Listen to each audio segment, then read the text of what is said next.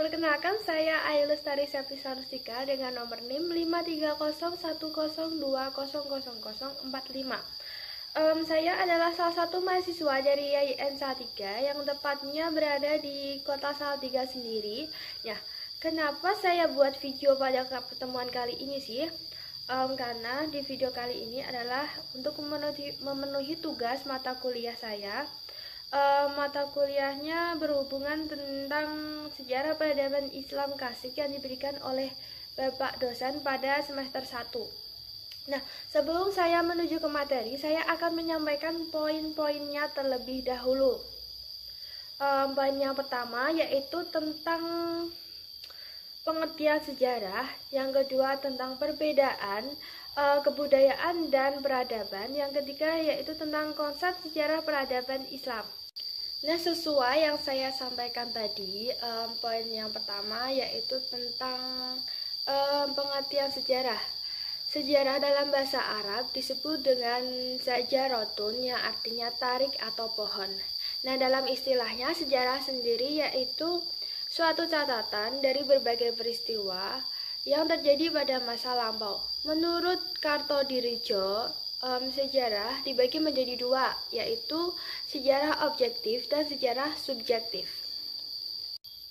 Nah, yang pertama yaitu sejarah objektif kan. Sejarah objektif adalah sejarah yang terjadi di masa lampau, yang terjadi di luar pemikiran manusia atau dugaan dari manusia. Contohnya kayak gempa bumi, banjir, tsunami, dan bencana alam lainnya yang berkaitan dengan alam. Dan yang kedua yaitu sejarah subjektif. Sejarah subjektif adalah sejarah yang terjadi dengan sepengetahuan manusia atau timbul dari akibat manusia itu sendiri. Kayak contohnya kayak perang, terus kayak penemuan benda baru kayak gitu. Terus yang kita menuju ke poin yang kedua yaitu tentang perbedaan kebudayaan dan peradaban. Nah, poin pertama tentang perbedaan kebudayaan dan peradaban tersebut yaitu yang pertama yaitu tentang pengertian kebudayaan. Kebudayaan dalam bahasa Inggris disebut dengan kultur. Kultur itu apa sih? Kultur adalah pembentukan jiwa, pikiran, dan semangat melalui latihan atau pengalaman yang terrealisasikan dalam bentuk realita atau nyata. Contohnya kayak perilaku, pemikiran, perbuatan, dan perilaku-perilaku lainnya. Nah, menurut Kunchoro-Ningrat, sejarah dibagi menjadi 7 unsur, yaitu ini dia. Sedangkan kata peradaban dalam bahasa Arab disebut dengan al-hadlarah dan dalam bahasa Inggris disebut dengan civilization. Nah, selanjutnya yaitu tentang kebudayaan dimaknai sebagai bentuk ungkapan tentang spirit mendalam atau suatu masyarakat yang cenderung terrefleksikan ke dalam bentuk sastra, sosial, religi, atau agama. Sedangkan peradaban sering dimaknai sebagai manifestasi kemajuan mekanisme yang terrefleksikan dalam bentuk ekonomi, politik, dan teknologi. Yang selanjutnya kita lanjut ke poin yang ketiga yaitu periode sejarah peradaban Islam. Harun Nasution mengemukakan bahwa dia membagi periode sejarah peradaban Islam menjadi 3 periode, yaitu yang pertama periode klasik, yang kedua yaitu periode pertengahan, dan yang ketiga yaitu periode modern. Nah, dalam periode klasik, Harun Nasution berpendapat bahwa beliau mengemukakan periode klasik ini menjadi 2 periode lagi, yaitu yang pertama periode kemajuan Islam 1 dan yang kedua yaitu periode disintegrasi. Dan dalam periode klasik ini, perkembangan peradaban Islam lebih diwarnai dengan ekspansi, integrasi, intelektual, dan kekuasaan Islam. Nah, yang kedua yaitu tentang periode pertengahan. Periode pertengahan ini dimulai pada 1250 Masehi sampai 1800 Masehi.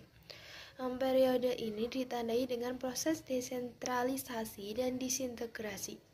Periode pertengahan ini dapat dibagi menjadi dua periode lagi, yaitu yang pertama masa kemunduran 1 dan yang kedua yaitu masa 3 kerajaan besar. Nah, sekarang saya akan membacakan sedikit tentang masa kemunduran 1.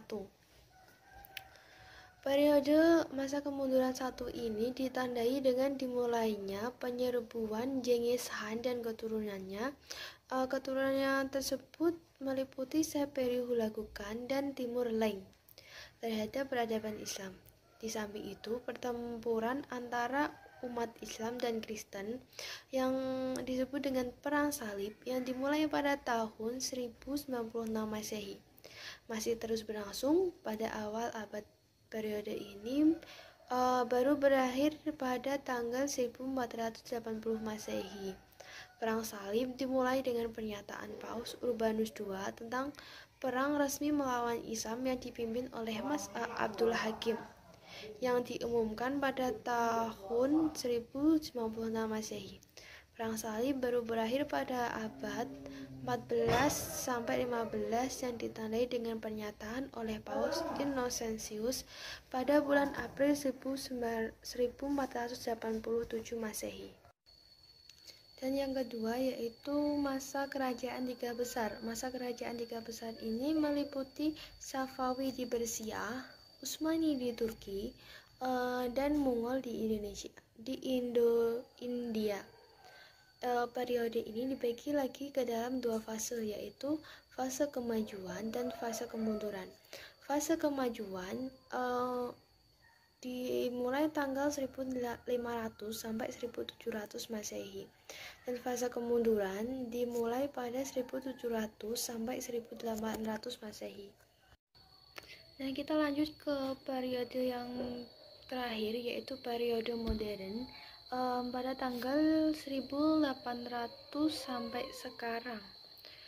Periode modern ini dikatakan sebagai periode kebangkitan Islam ekspedisi Napoleon yang berakhir pada 1801 Masehi, membuka mata dunia Islam yang sebelumnya sedang berada di dalam masa kejumudan. Pada periode modern ini lahirlah gerakan dan tokoh-tokoh pembaruan Islam di Turki seperti Utsmani Muda, Turki Muda, aliran Barat, aliran Islam, dan aliran nasionalis. Sedangkan di Mesir, khususnya setelah Napoleon mengenalkan ide-ide tentang sistem negara Republik Indonesia, persamaan atau egalit, dan kebangsaan atau nation, maka lahirlah gerakan dan tokoh-tokoh pembaharuan di Mesir seperti Rifa'ah Budawi, Rafiat At-Tahtawi, Jamaluddin Al-Ghani, dan Muhammad Abdul, dan juga Rashid Ridho. Gagasan-gagasan pembaharuan pada periode modern ini terjadi di Turki dan di Mesir dengan cepat tersebar luas ke berbagai penjuru negara Islam di dunia, dan termasuk menjadi salah satu tren positif yang menggerakkan umat Islam di dunia untuk segera bersatu dan menggapai kembali kejayaan Islam yang pernah dicapai pada masa lalu. Dan yang terakhir yaitu fokus kajian sejarah peradaban Islam pada periode klasik, yaitu antara lain pengantar sejarah peradaban Islam, peradaban Arab pra-Islam, peradaban Islam masa Rasulullah yang pada periode Makkah, peradaban Islam masa Rasulullah pada periode Madinah, peradaban Islam pada masa Abu Bakar Ibnu As-Siddiq, peradaban Islam masa Abu Bakar, peradaban Islam masa Utsman bin Affan, Peradaban Islam masa Ali bin Abi Thalib, sejarah dinasti Umayyah I di Damaskus, sejarah dinasti Abbasiyah, dinasti-dinasti kecil barat dan timur di Baghdad, sejarah dinasti Umayyah II di Andalusia, perang salib, dan yang terakhir yaitu invasi bangsa Mongol. Nah, saya akan menambahkan sedikit di video ini tentang mengapa kebudayaan Islam atau peradaban Islam. Hal demikian dimaksudkan sebagai upaya spesifikasi atau memfokuskan kajian. Artinya, mata kuliah ini secara langsung terfokus akan membahas tentang peradaban dan kebudayaan yang dilahirkan atau diciptakan oleh masyarakat Islam. Dalam konteks ini, kajian mata kuliah lebih ditekankan pada bagian Islam, sebagaimana ajaran agama, yaitu agama Islam, mampu menjadi spirit, kekuatan, atau potensi yang mendorong masyarakat Islam tentunya dalam menciptakan atau melahirkan sebuah peradaban dan kebudayaan.